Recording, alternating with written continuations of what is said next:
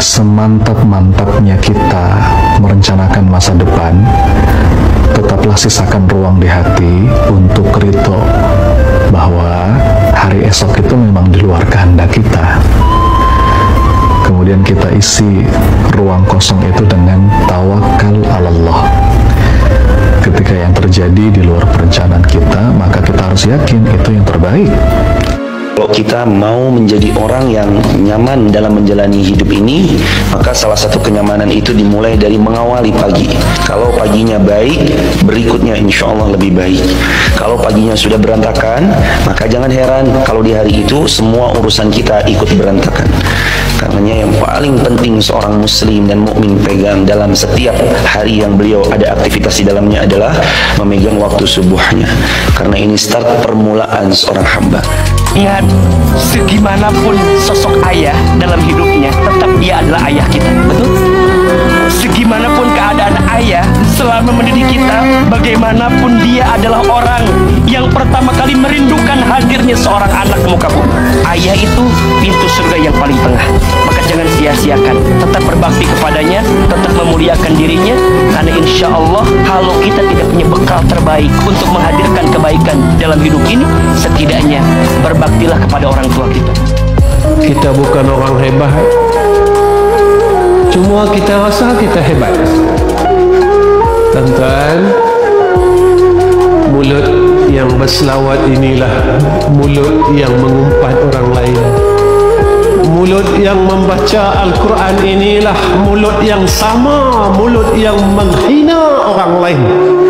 Mulut yang membaca Fatihah di dalam sembahyang, mulut ini juga yang memaki orang lain.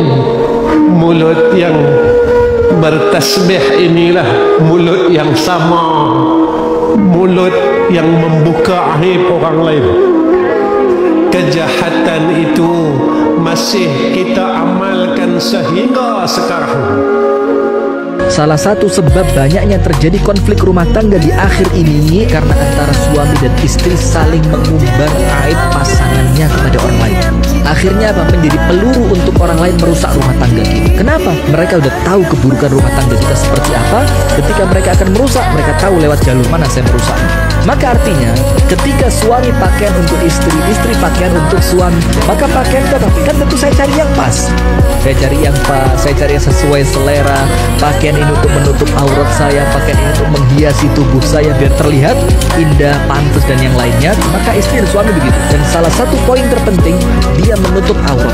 Artinya suami dan istri itu saling menutupi aib mereka masing-masing. Maka antara suami dan istri itu ada kewajiban masing-masing untuk menutupi kekurangannya masing-masing. Karena Anda butuh istri, istri butuh suami. Dan orang yang kurang dewasa tuh cirinya kalau bicara tuh ya cari sisi negatifnya aja, karena jelek aja semua tuh.